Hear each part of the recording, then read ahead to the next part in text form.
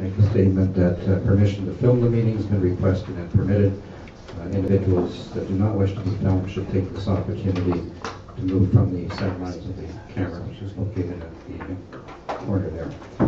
With that, I'll ask for a motion to approve the agenda, please. Councillor Sanjanko, Councillor White, all in favor, and that's carried. 2 sets of minutes for adoption. I ask for a motion to adopt those minutes. Councillor White, thank you. Councillor Valerian. Okay.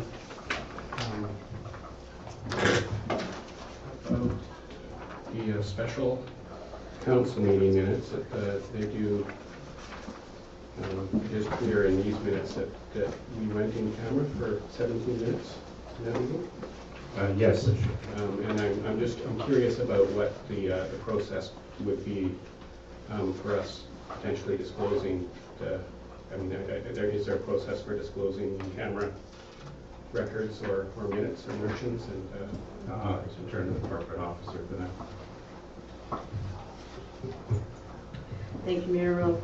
At the end of each of the in-camera meetings, we give council an opportunity to take any items out of in-camera that were discussed at that meeting that can be disclosed. Other than that, we would have to wait until we were in another closed session to have that discussion. So what the corporate officer is saying, we have to have a closed meeting to discuss taking stuff out, taking the minutes out of closed, so it's a bit awkward at the moment. Yeah, I'm interested in having that discussion. If that could be on the, I guess those minutes will be on the next closed meeting agenda automatically, and I think at that point we can discuss that further. Fair enough. Thank you for raising that. Okay, all in favor then? That's carried. Okay, we've got one delegation this evening. Mr. White, welcome.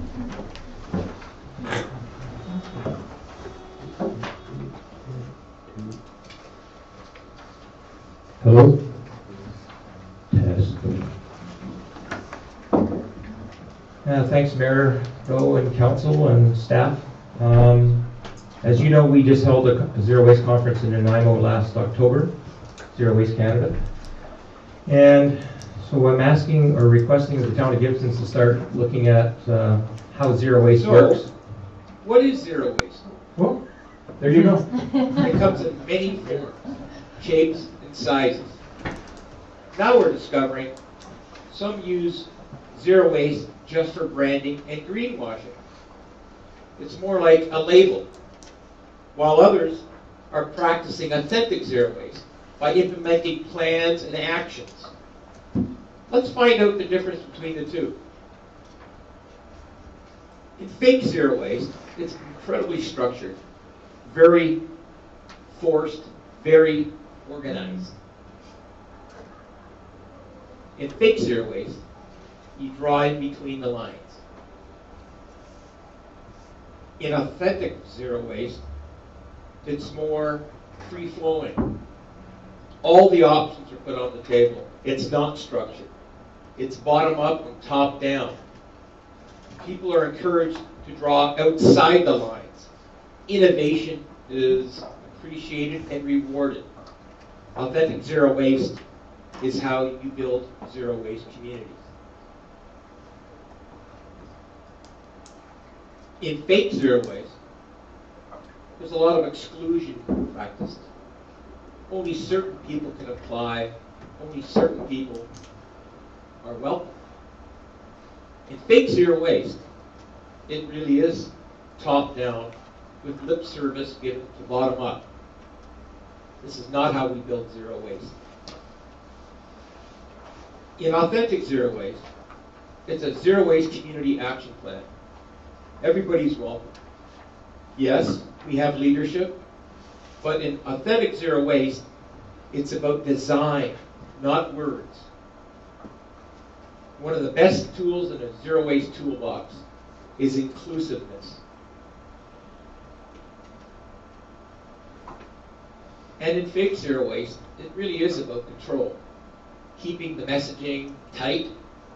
It's really about talking the walk, not walking the talk. In fake zero waste, inclusion is not part of the formula. And this is why so many of us are fighting so hard for zero waste action plans. And now in authentic zero waste, it's about collaboration. It's about working together. It's about all ideas are welcomed at the table.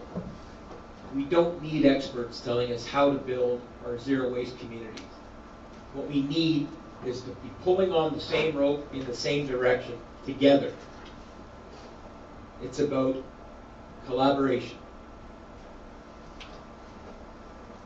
Now in fake zero waste, garbage landfill operators and managers and owners, they manage waste. But now they want to manage zero waste. They're diametrically opposed positions. And the new kid on the block in fake zero waste are garbage incinerators with fancy experts and fancy slogans like plasma and gas, plasma arc. And a good way to tell if your community is a fake zero waste community is curbside, everything at the curb. A truck for garbage, a bin for organics, recycling picked up at the curb. It's all fake. That's not zero waste. It's not how it works. Fake zero waste, most things are commingled. There's very little sorting. In fake zero waste, recycling depots are replaced with enhanced recycling depots and silly names like one-stop drops, eco depots. That's fake zero waste. That's not how authentic zero waste works. Fake zero waste focuses on the end of the pipe. Shoving stuff into the pipe, making it go away, hauling it somewhere, creating jobs somewhere else for someone else. That's how fake zero waste works. In fake zero waste design, everything goes away. Everything leaves your community. Very little is left behind. The discarded resources could be creating local jobs. In fake zero waste, everything goes away. In fake zero waste, everything's smushed together. It's commingled. Now it needs to be hauled somewhere and sorted. That's a dirty MRF or a materials processing facility. That's not zero waste. That's resource destruction. That's fake. Now on the other hand, with authentic zero waste, everything's treated as a resource, a valuable resource. All our discards are sorted, picked through, scavenged through, repaired, upcycled. That's how authentic zero waste works. Little is hauled away. We keep as much in our community to create local economic development. Authentic zero waste, everything is treated as a resource, as I said. The facilities are designed not as transfer stations or enhanced depots. They're recovery facilities. Everything in one place. In authentic zero waste, resource recovery centers are not designed by engineers or quote-unquote experts. They're designed by the community to fit the community's needs. Transportation, as much as possible, is taken out of the equation. This is how authentic zero waste actually works. In Berkeley, California, there's a 30,000 square foot facility right in the heart of Berkeley. Instead of having transfer stations and enhanced depots, they've built a resource recovery center right in the heart of their community.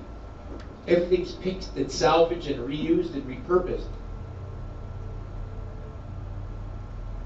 Urban Ore started in 1979. It was a social and environmental experiment. They collaborated with the municipality of Berkeley. They worked together. They got the first license to go in and start salvaging and picking out of the landfill. That's progressive. That's how authentic zero waste works. In authentic zero waste, the location is everything.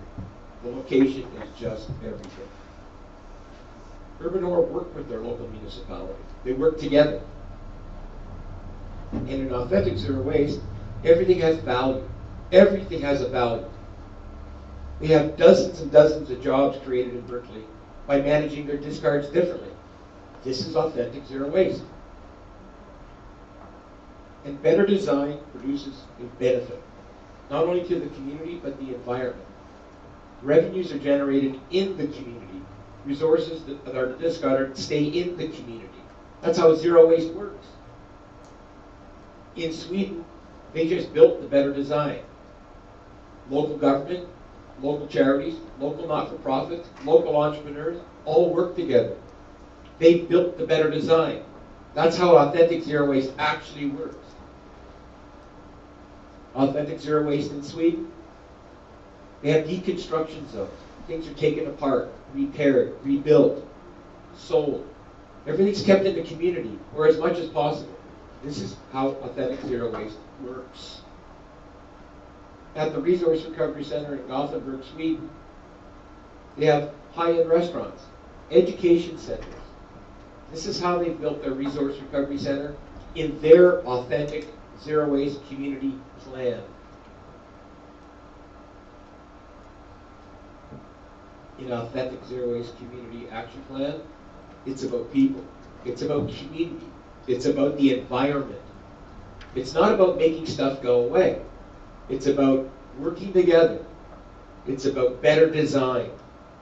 Any community on the planet Earth can do this. It's easy. In authentic zero waste community design, it's the front of the pipe. It's about waste prevention, landfill bans, better design. It's always about better design. The cornerstone, of course, of authentic zero waste is the other two legs in the three-legged stool principle: the social, community, and the environment. It's about local. That's how authentic zero waste works. In fake zero waste, we're told what to do. Generally, people from outside our community come in and tell us how it's supposed to work. That's not how authentic zero waste works. In authentic zero waste, it's citizen engagement, working with local entrepreneurs and local charities and local not-for-profits and local governments. It's built from within. The surveys aren't written by outsiders. We educate people as to what authentic zero waste actually is and then build it. In fake zero waste community design, the bar is always kept low. It's always slow to progress. Innovation's not welcome. Lastly, in authentic zero waste, the bar is raised high. Things move quickly. Actions are put into place. The community is engaged. That's how authentic zero waste works.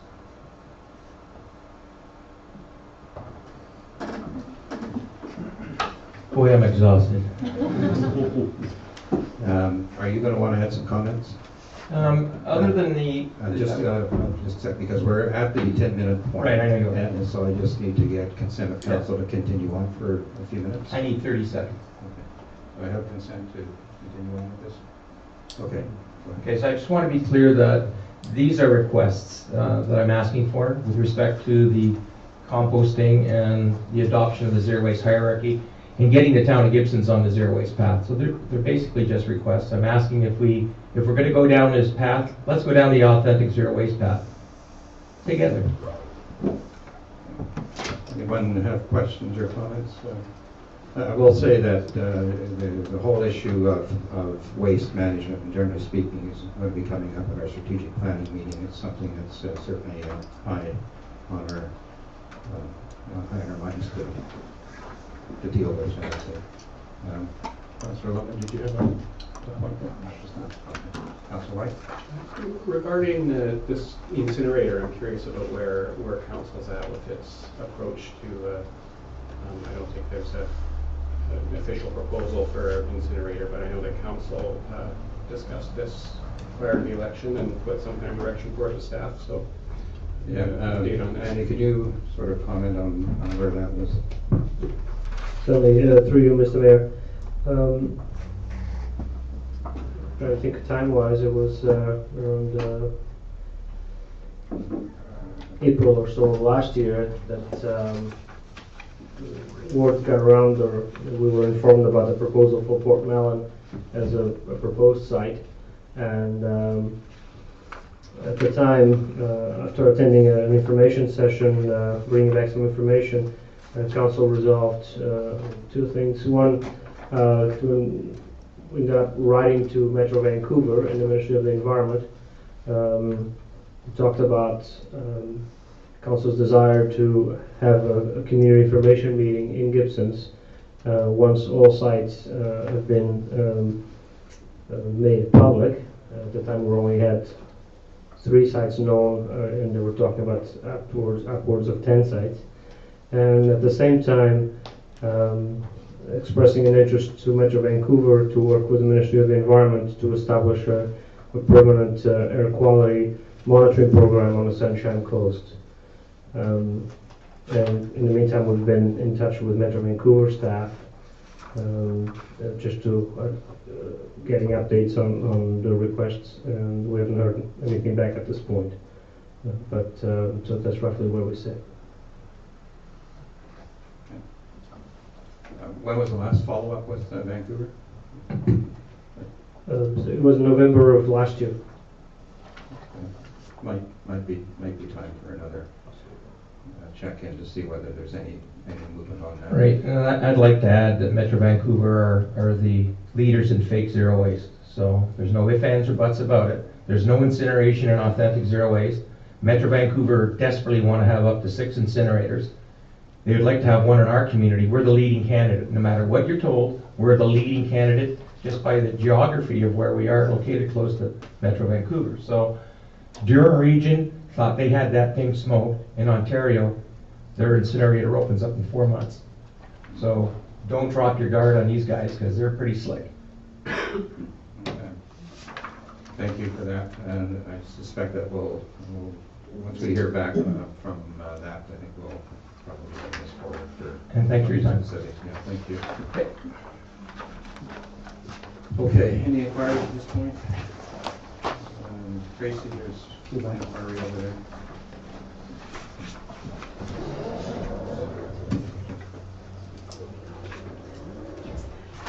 My name is Katie Janik. I'm from Gibsons. My question relates to item 12.4 on tonight's agenda, to do with the timing of the public hearing for the OCP bylaw.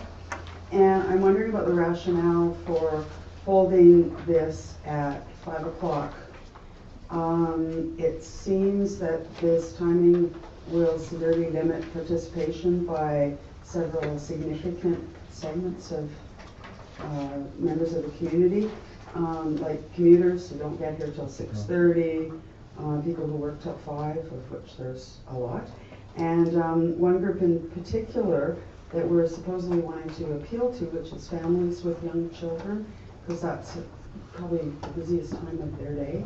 So I'm just wondering if you can consider that when you talk about that item on the agenda. Thank you for that, and we will make sure that that's discussed at that point.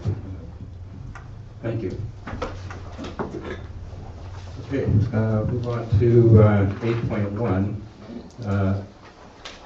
Now, unless any member of council has a specific item here that they want to speak to, I would be proposing that receiving the minutes and that all of the recommendations be moved as in one motion. Since most of them are going to be dealt with later in the agenda in any event. Just to receive them? Well, no, we'll receive the minutes and adopt or approve the recommendations that are set out there, 8.1.1 to 8.1.6.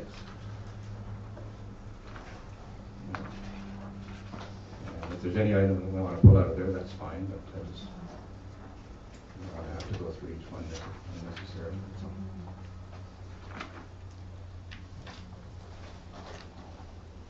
Okay, Councillor Lumley, you move adoption of all of those. Okay, then seconder, Councillor Sanjenko. Okay, all in favor then?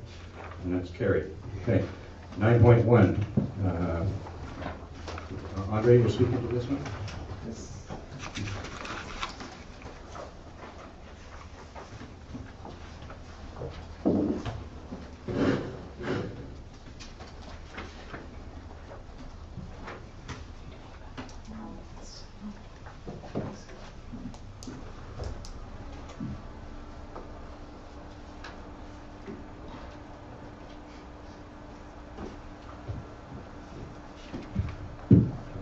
Thank you, Mr. Mayor. I prepared a short presentation to accompany these two words.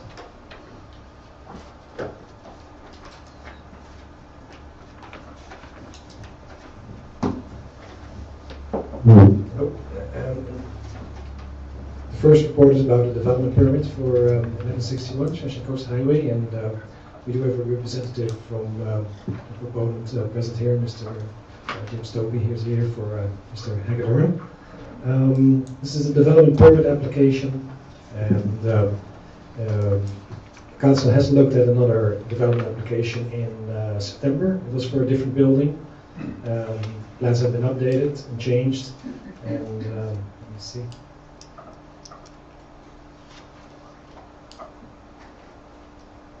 The previous building was located over here. Right now that's changed to an open air storage, and the other building, the new building, is proposed here at the lower left corner of the property.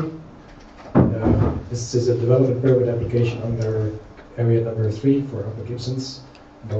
That's a former character development permit area which comes with guidelines about how things should look.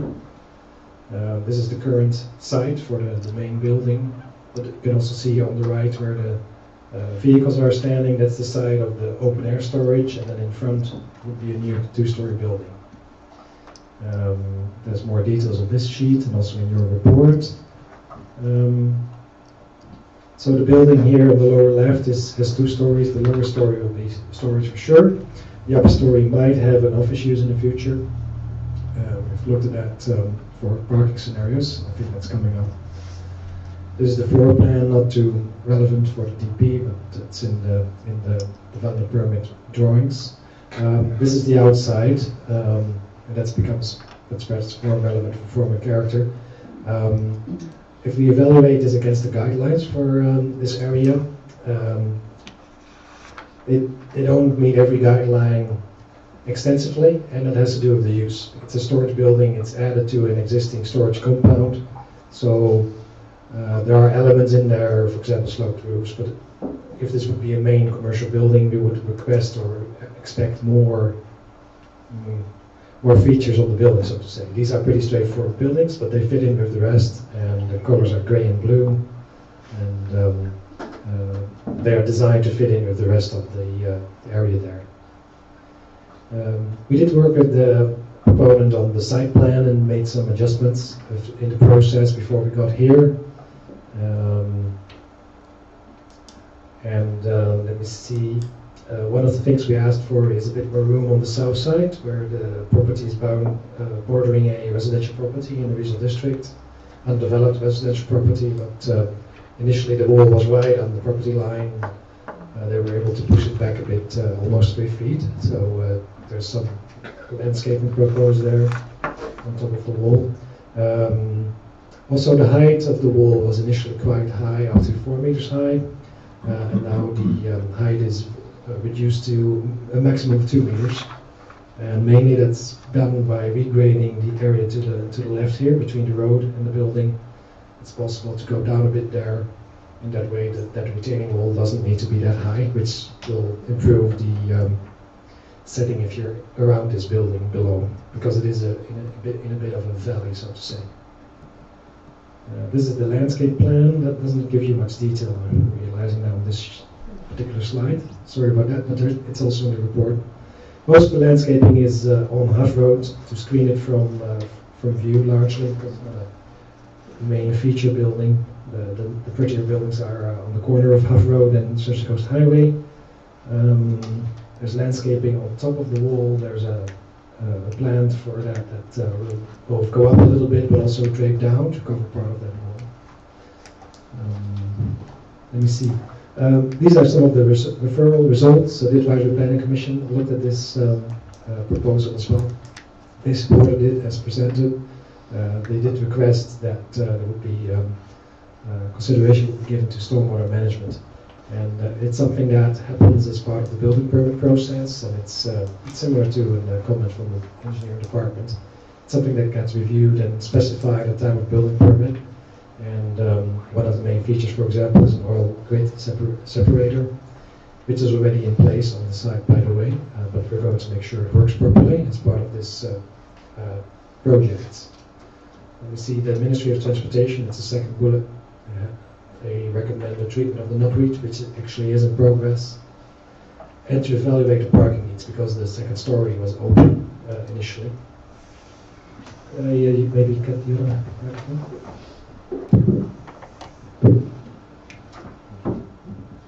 see if that one is a bit more gentle with my voice. So the parking needs, yeah, we evaluated different scenarios, and that's in the staff report as well. And we determined that even if the upper floor would be used as an office, there would be sufficient parking designated for this new building. Let me see. And then the last bullet is also more relevant for the building permit stage, but the building does require sprinklers. The two-story building it is, and the egress needs to be evaluated. There might be a need for a secondary exit of this compound. So that brings me to the recommendations for this development permit, to receive the report and to authorize the mayor and corporate officer to issue the development permit. Thank you, Mr. Thank you, Andre. I did go up to the site to have a look. It's quite low, and so 2 stories there. A second story is not going to be much higher than the existing units that I see there. So it's you know, it's not in an area that's likely to be an issue, I wouldn't think, for anyone. The business about the gates, is that covered in the at the building permit stage? That there was that. I'm speaking about the fact there had to be a second gate within a certain distance. Yes, that needs to be looked at what shape it could take. There are of course great differences, and I think earlier in the process it wasn't clear if the building would be sprinkled or not. But it's now become clear that it's going to be sprinkled, and so the building inspector and the fire department needs to take another look at how you get out of that area. And it might be maybe it's the stairs out of that area with a door that you can push out and get out of it. Okay, so that's dealt with sort of at the building permit stage, I take it, isn't it? Okay. Right. Councillor Lumley? Mr. Mayor, my question revolves around, I guess, the parking aspect of it. I know the drawing says warehouse. I know there's actually like a business operating out of the one side of it, which is a Sluggers family gym, obviously requiring some parking. Has that been like taken in? Do they have rights to some of that parking that's now existing, or is that taken into account, I guess, when they looked at the overall parking aspect? And sorry, I mean, the second part is that I'm somewhat confused because I just figure people pull up to the front of their storage lockers. So they're, you know, as far as parking goes. So. Thank you, Mr. Mayor. Yes, we looked at 2 steps to the parking. So we first looked at the existing parking for the site and the current uses, and that's in order. There is enough parking in total for what would be required in this particular zoning bylaw. And then we looked at new parking proposed for this particular storage unit, and you're quite right. It's something that the applicant pointed out as well, that most people are only there for a short period of time, and they will usually drive up to their actual locker. So practically parking will be happening all over the place around this building. There's a little bit of a benefit for the rest of the site, because part of the parking is on the higher side, just before you get to the gate. So that will be, in fact, a couple of extra parking stalls. I believe there are around 5 that can also be used by other users on that site. And I'm not sure if Mr. Stobie has anything to add to this, but feel free to stick up your hand if you want to, but don't have to. Yeah, so it has been evaluated, and it does conform to the requirements. I'm not sure if there's actual parking problems. I'm not aware of anything like that, but sometimes our standards are not really up to snuff what's really happening. But certainly from what I saw up there, there's a lot of space. I don't think it's an issue. All right, if there's no other questions, you have Councillor White. Move for recommendation. Okay, that's moved by Councillor White, seconded by Councillor Delaria. Thank you. All in favor? And that's carried. Thank you very much, Andre. So 9.2 relates to this as well. Thank you, Mr. Mayor. I have a couple of additional slides for you to present that topic as well. And I think I can run it from here. Yes. So I can read it from here myself. So this is a related application. It's a development variance permit. And a development variance is a request to vary bylaw requirements. it's something that council can consider. In this case, the applicant has requested to vary infrastructure improvement requirements under the subdivision bylaw, and there is a setback for a retaining wall. These are the subdivision bylaw requirements, and inviting the director of engineering here to jump in if he feels like it. But these are the requirements that were identified as what normally apply. Street lights on the Highway 101, a new sidewalk, a wider sidewalk, street lights on Huff Road, 2.5 meter multi-use pathway, and boulevard landscaping. And the applicant has requested to vary that. Let me see how many more slides you have. There. Yeah, I'll get to that in a moment, or actually you could jump in right here. So that, one of the reasons to ask for this variance is that there are actually existing streetlights there. There's an existing sidewalk. It's a little bit narrower, but it's in good shape still. And on Huff Road, we don't have streetlights, but it's a very quiet road, as you know. It's a dead-end road. The pathway, we had some discussions with the applicant on that, because there is actually in the future the potential to connect to the rest of Huff Road to the south. And there's also a fair amount of residential development designated in that area in the SCRD's OCP. So it seems wise to at least make some provision for a pathway in the near future. And what we are suggesting is that it could be a cash in lieu for a pathway instead of the full-blown construction of a 2.5 meter pathway, and cash is for a narrower pathway. And then for the landscaping, this side of the road, the landscaping is already in place for part of the site, around the Holy Crab factory, and then there will be landscaping on site around the new building. So that is really covered. We don't need to have street trees particularly there. And for the zoning, it's a small thing there in the corner. The retaining wall that I was talking about, it was reduced in height. It was also moved over a little bit, and this particular corner just sticks out a little bit into the setback that would normally be required for retaining walls and parking structures. So the request is to have a variance to reduce it from 4.5 to 2.8 to allow for that.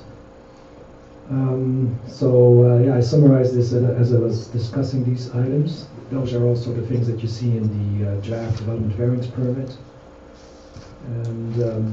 And this still needs to be communicated to the neighbors. That's one of the requirements for a variance. You need to notify the neighbors. So the request today for you is to look at this variance request, and if you support it, give us direction to proceed with the notification of the neighbors. Thank you. Yeah, thank you.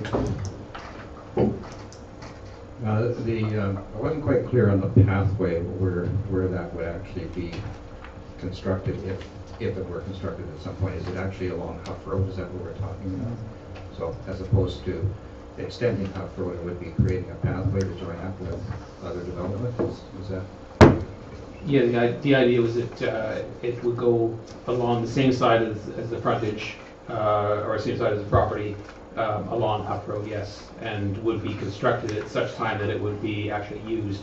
We don't want to construct it and have it sit there idle, so to speak. Councillor White? I just, I may not have this information, but I just want to confirm that the school district is one of those neighboring properties that would be consulted. And the reason for that is that I know the Community Land Trust has taken an interest in some vacant property there owned by the school district, and has some interest in working with the school district to do something with it beneficial to the community, maybe perhaps in affordable housing. Just last time I heard it was just in the very earliest of discussions, but that would certainly be play into this discussion, I think. Okay, so that's one of the neighbors that would be notified of the variance, right? Okay. Yeah, certainly as far as, the frontage out on the main road, I agree the sidewalk's adequate. I went up there too, and there's the street lights are there across the road from the highways that's put in. I'm talking about along the main highway there. I guess the only one I wondered about is just lighting at the point where you actually turn into the entranceway to the main gate. There doesn't seem to be any lighting there. Go ahead. I was there in the daytime, by the way, so maybe I missed it. No, fair point. I can have a look at that during a nighttime visit. The other anomaly with this, though, is that the half the property actually fronts onto the SCRD, Right. or the regional district. The other half fronts onto the town. So, if there was a concern about illumination at the intersection, I would suggest probably a hydro light rather than a town ornamental light would be probably the way to go. Well, the only neighbor there, I think, is Tyler, right? So I guess we'll find out if that's an issue. But at this point, in any event, the recommendation would be to receive the report and to provide notification, and then we would see whether it would come back to council after that to see if we've had any response from anybody. So are we okay with that then? Okay, so a motion to move that then, Councillor Sanjanko, Councillor Valeria, all in favor? That's carried. Okay, any inquiries at this point? 2 items of correspondence to receive there. Just ask for a motion to receive those, please. Councillor White, Councillor Lumley, all in favor? That's carried. Councillor White, I was talking to you about that Unit 401. Has it come up with the regional district? Yes, it has come up in the regional district, and staff is exploring that, and will be reporting back to the regional district just about implications in the Sunshine Coast community, and also it connected to a discussion by the board about House on Pulp and Paper too, and concerns about air quality there, and House on Pulp and Paper is going to be invited to have a discussion with the board to ask some questions. And, so those are both being looked after at the regional level. So I think I'd like to ask staff to coordinate with regional district staff as to what response is maybe being put forward, so that it's done sort of in cooperation, or at least as a regional type response. Well, certainly, Mr. Mayor, I'll follow up on that and bring you some information. Okay, thank you. Okay, moving on to bylaws, 12.1, just to receive the corporate officer's report and give first reading to the council procedure bylaw. Mover of that, Councillor Sanjanko, seconder, Councillor Valeria. Any discussion?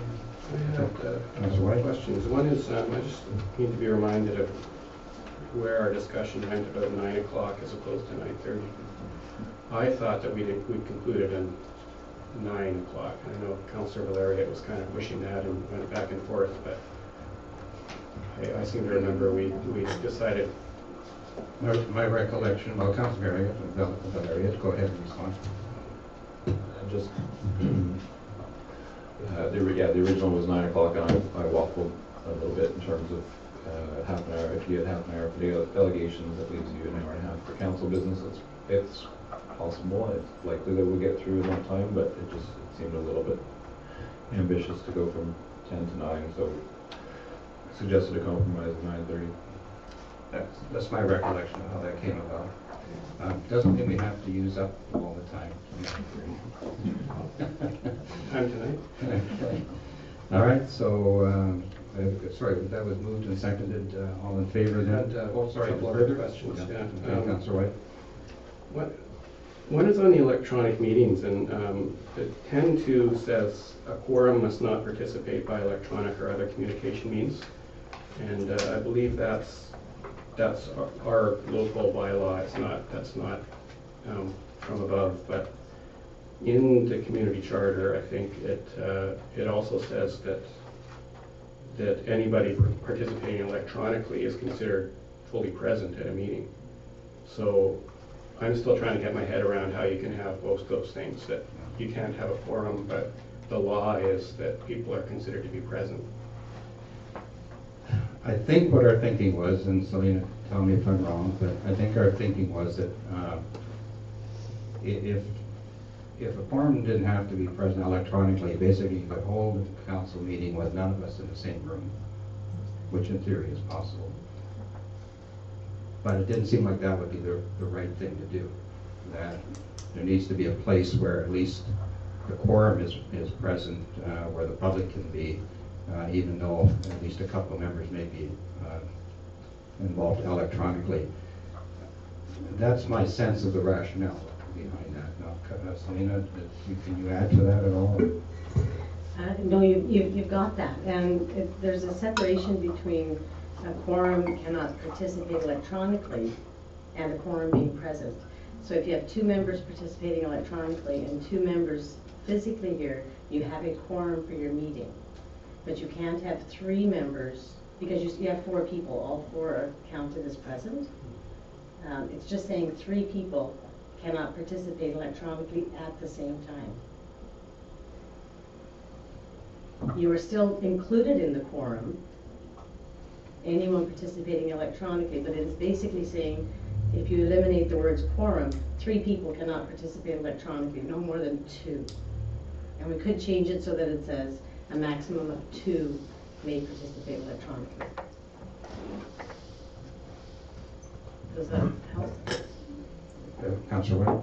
Yeah, I did find that confusing, so it might be something to look at. I don't know if maybe it's just me, but when I read that, I thought it could even include just one person participating electronically. If you had 2 people physically present and 1 electronically, it wouldn't be a quorum. That's how I interpret it, and that's what I'm yeah, and cannot be electronically participating. Yeah, and that's a clarification. Okay. So I did find that a little confusing. Okay. And another question was that Councillor Sanjanko brought up committee of the wholes when we were discussing this, committees of the whole, and suggested that maybe we could look further at having more flexible. I think it was influenced by the Gordon McIntosh presentation at the LGLA, and I'm certainly supporting doing committees of the whole differently and more along the lines that were suggested there, of picking 1 or 2 broader issues to discuss, and having them a little bit more of a loose format. So, and I don't know if that was going to be explored by staff or what the. And I don't think what we have in front of us precludes that by any means. And that, you're right, that was the discussion was brought up, and I think that's something that we will in fact do, but we're not precluded by the structure from doing that. Okay, but was there any action to look into that more, or is it just something that we'll consider over time? My understanding is that we would just basically evolve with that ourselves. Okay. Okay. So that was that moved and seconded? Yes. Sorry, Tracy, did that? Yes. Okay. All right. So let's move it to at least first reading anyway. So all in favor then? Okay, that's carried. 12.2. It's the motion to give the OCP update second reading. I'll just ask for a motion on that as well then. Councillor Galariat, Councillor White, all in favor? And that's carried. 12.3, that's rescinding third reading of the Garden Suites bylaw, and then giving it second reading, and that was because of the Steinbrenner Road situation there, where there was concern that we wouldn't be able to widen the road if we didn't make some changes to that one. Okay. Councillor White, thank you. Second, Councillor Sanjanko. All in favor? That's carried. 12.4. Okay, so Andre heard an inquiry earlier this evening that actually it doesn't sound right. That was sensible. It made sense to me. Valid concern. Can you speak to this? Yeah, thank you, Mr. Mayor. We put this tentative time and date on the agenda following some input from councillors, but not everybody just yet. So it's open. I think it's a good point, but I'm not quite sure if everybody was available later in the day to make this work. So if council would like to change it to 7 o'clock, I would definitely address that concern. But I'm not quite sure if it's possible or not. I'd like to hear thoughts of the council on the point that was raised by Ms. Janik and what we've heard from Andre. I have to say myself, those comments that I heard, I think are appropriate. It's quite right that people coming back on the ferry that may wish to participate wouldn't be able to if they're coming back from work and that. So it does cause me some concern that maybe it's not the best timing, but maybe it has to be at another time if there's an issue around council's time. I'm looking for, just trying to hear where people are at on this one, please. Councillor Sanjanko. I just wanted to confirm that is March the 10th a Tuesday? And is that a normal council meeting night? Yeah, I would just myself have it at the normal 7 o'clock time. Yeah, that would be mine. Councillor White. Yeah, I certainly didn't suggest 5 o'clock for my schedule. I'm coming straight from the SCRD, and I mean I did schedule it then at 4:30, and then 5 o'clock would be the public hearing. So a little bit of breathing time to eat dinner might be good for me, but yeah, and also I'm concerned about the broader community, and you know, I will say that almost any time is bad for families, but I think seven at least provides some opportunity for kids to get home and then parents to come out afterwards. Okay.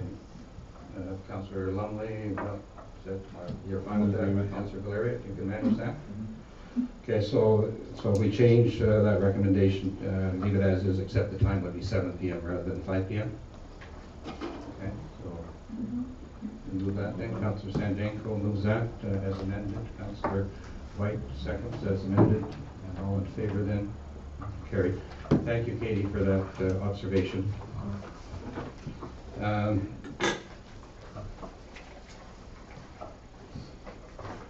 yeah, okay, 12.5, third reading. This is just the delegating to the Director of Engineering the development permits around for the Gibsons Aquifer Development permit area. Motion for that as well then, please. Okay, Councillor White, Councillor Valeria, all in favor? Carried.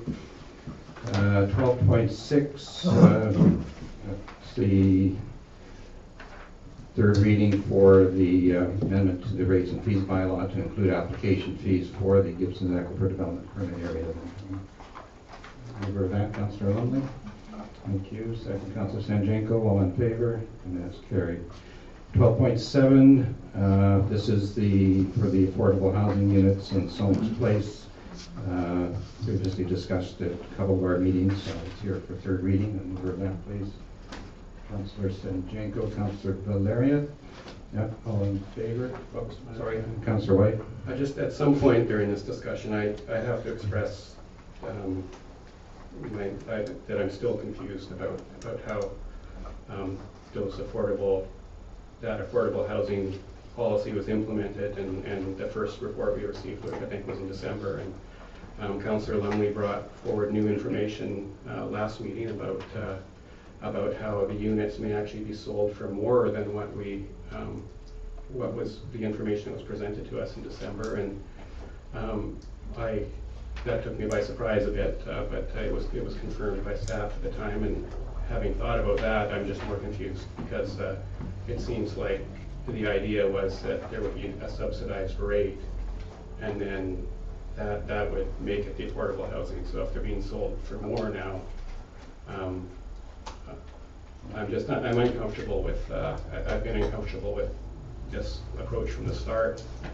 It doesn't seem to make a lot of sense for the developers, for the town, especially for people who are in need of affordable housing. So I know it was discussed extensively by the last council, and I'm new to this, and I just want to raise my concerns with it. Well, fair enough. Andre? Thanks, Mr. Mayor. Through you, Mr. Mayor. Well, I think this has to do with the fact that the town didn't want to run the selection process just yet. So in the case of Parkland, that leaves it open how the units will be sold down the road, because those units are not even getting built just yet. For some places it's different because the building is under construction. So what we do now with this bylaw is we don't select candidates for them. So in effect, then the developer is allowed to sell them at market price. If that is more than the restricted price, it's actually still benefiting the town. Because the difference between the restricted price that is in this housing agreement and any additional higher price, that difference would come back to the town as an affordable housing contribution. So that's where the rationale is, so to say. In the worst case, I guess, well, there's not really a worst case here, because if the units get sold at the restricted price, that's good. That's an affordable housing unit, even if it's a market price. But if the market price turns out to be higher, then the town will actually gain some funds for the affordable housing fund that we have. I hope that makes sense. Anyway, that's the rationale, and we haven't lost sight of the fact that we are going to have a further discussion about that whole policy. But we have a commitment to this particular development, given the stage it's at, to see it through. Councillor Lumley? Yeah, I just wondered if it could be written in that's going to be, Mr. Mayor, the procedure for these units is that they will be sold by the developer, and the difference will come back to the town for an affordable housing fund. Is that is that the agreement that we have? Andre, you can speak to that. It is in the housing agreement. Yes, it might not be, I can't easily point it out because it's throughout the agreement, but that's the mechanism that's built into this agreement. Yes. Yeah, it's under the, I think you call it the discharge fee or something, if I recall. Yeah. But it does provide for that. Absolutely. And if council is interested, I could maybe send you some more information about it, where exactly that is. I don't have it on the top of my head here, but I can't clarify. You have to read through a few sections to tie them together, but it does have that effect. If they're sold for more, than the difference has to be paid to the town. It goes into that fund for affordable housing. Okay, moved and seconded. I will ask Carrie call the question then. All in favor? Okay, carried then.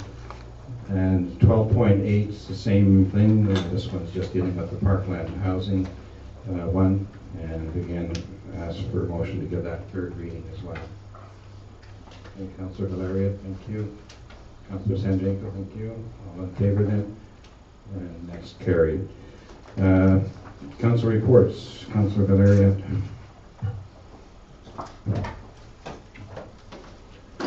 Thank you, Mr. Mayor. I had the distinct honor of being out in a canoe amongst a group of canoes with James Raffin of the Canadian Canoe Museum. It was a really spectacular morning, Saturday morning. Eagles, mist, and some Aboriginal song.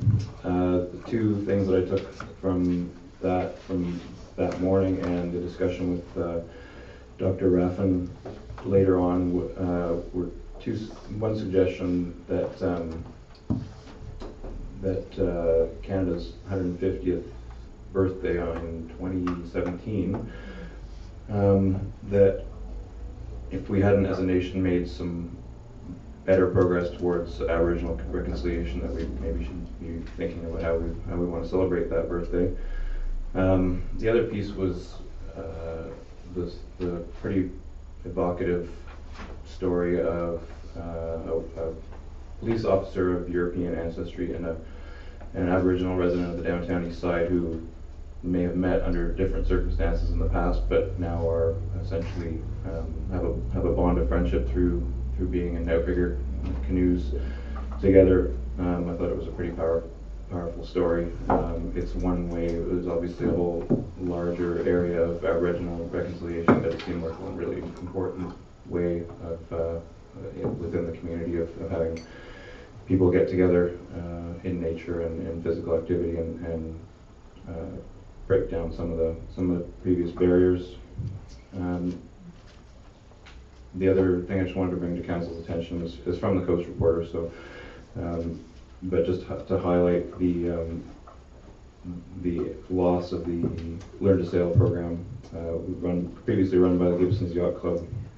So it maybe ties into discussions we've been having about Armors Beach and a whole bunch of other issues. But so essentially the upshot is 19 dinghies, 5 tenders, and 4 custom floats up for grabs for somebody else to run this program, which I think is if it was to not be run, would be a pretty significant loss to the community. So there's some way to try and encourage somebody else to take this up. Great, thank you. Councillor White? I have a few items on my written log that I'll get in for the next agenda, but I will report orally that the SCRD is in the budget process right now. We've completed round 1, and it's going very well, very smoothly. Round 2 will be March 9th to 11th in that vicinity that week. So there'll be more to report then about where things are. It's between round 1 and round 2, it's very much in flux. Some things have been decided, others haven't. So there's no real kind of effect to the town of Gibsons that I can report at this stage yet. Okay, right. Thank you for that. Thank you for that. For myself, I, along with Councillor Valeria, met with Dr. Raffin on the weekend. Just to add to that, part of the purpose of that was to explore the possibility of somehow connecting with the Canadian Canoe Museum in Peterborough and creating a satellite is probably too strong of a word, but whether there might be some opportunity to have a video that's streamed from that museum to this one, basically to try to make the museum more national than just based in Ontario. So there's a bit of an ad hoc group that's kind of been put together to explore whether there's a possibility of doing something there. It's very early yet, but certainly I thank Director of Parks Wendy Gilbertson, and then also Ed Hill for kind of coordinating this effort, and maybe something will come of it.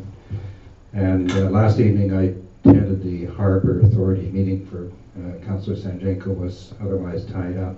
The only thing out of that I'll just mention is that Small Craft Harbors is going to undertake shortly upgrading of the electrical service through the floats and establish LED lighting there. So that will certainly improve the service down there. Okay, Councillor Lumley. Thank you, Mr. Mayor. First of all, I'd like to agree with Jeremy on the sailing, the lessons. I'm spending a lot of time down in Lower Gibsons during the summers, obviously working. It's kind of like one of the sights and sounds that you can see there from the shore, from up on the hills, are all the kids out there learning how to sail and their little sunfishes and stuff like that. I think it adds it's another color in the rainbow of our harbor every summer, and it would be sorely missed. I do agree with that. As a liaison for the Chamber of Commerce, I met with, I sat in on their board meeting on February the 13th, like this council, I guess they have a lot of new people sitting on their board, and I think they have some fresh ideas. I think somewhat the Chamber of Commerce is unfortunately tied to a lot of bureaucratic administration of tourist functions, which it might be better served for them to release them, or look for avenues to maybe redirect their energies on what the Chamber, I think, should be doing, which is assisting businesses more on a year-round basis rather than worry about tourist pamphlets. Now, we did get a presentation by the Open Door Group, and I don't know if anyone's aware of the Open Door Group, but their office is situated right in Sunnycrest Mall there. I mean, I've walked by it many times, had no idea what it was. They gave an awesome presentation at this meeting, and they can help business, which maybe this is a great thing that the chamber has joined into, or is combined with them, because one of the board members is actually assisting for self-employment people right now through the chamber and through the Open Door group. So if you have a chance to look into it, it's a great asset here for all businesses, because they place people and they help you find people that you might need for your business. So it was interesting. So thank you. Thank you. Councilor Sanjanko. A couple of quick things. I had the privilege to sit in on a RCMP management meeting on the mayor's behalf, and the thing that came from that meeting for me was just how approachable not only our new local staff sergeant, but his higher ups were, and they just kept saying over and over, if they'd like us to come to council, to the community, they'd be more than happy to. I think internally the RCMP is really working on their efficiencies, and that's going to show up in our communities. You know, they're really focusing on how they can do things better. They're quite excited about some new software and some programming that they are going to be utilizing. It was just kind of neat to hear about some of the things that are going on for them on a more of a management level. Just quickly on the chamber, and I will bring it forward in writing, but I noticed something that the chamber is bringing up in March, and it's a special workshop with Mark Brand, who is one of the partners in Persephone and an entrepreneur, a social entrepreneur from Vancouver, and a really inspirational entrepreneur. He's going to be at the Gibsons Public Market towards the end of March, so I will definitely make sure that's circulated, but highly recommend that we try to make it out for that. That's actually the AGM. We can speak at the AGM. Yeah, but they do have something tomorrow. It is the AGM. Mark Brand's going to be there. Yeah. At the market. I'll make sure. Okay. Thank you. Okay, any last inquiries? Sean? What's in the bag? Dirt. Really? This is a product of Gibson's Recycling's organic compost. Oh, it's from Buddy's, Yes. this big new composter. Yes. Oh, okay. Yes, I would encourage you to go up and have a look. I'm sure it'd make a great sound bite. Yeah. It'd be a challenge of my skill to get a quote from a bag of dirt, but I'm on it. Motion to adjourn, please. Councilor Sanjanko, Councilor White, all in favor? Carried. There's plenty of bags of dirt.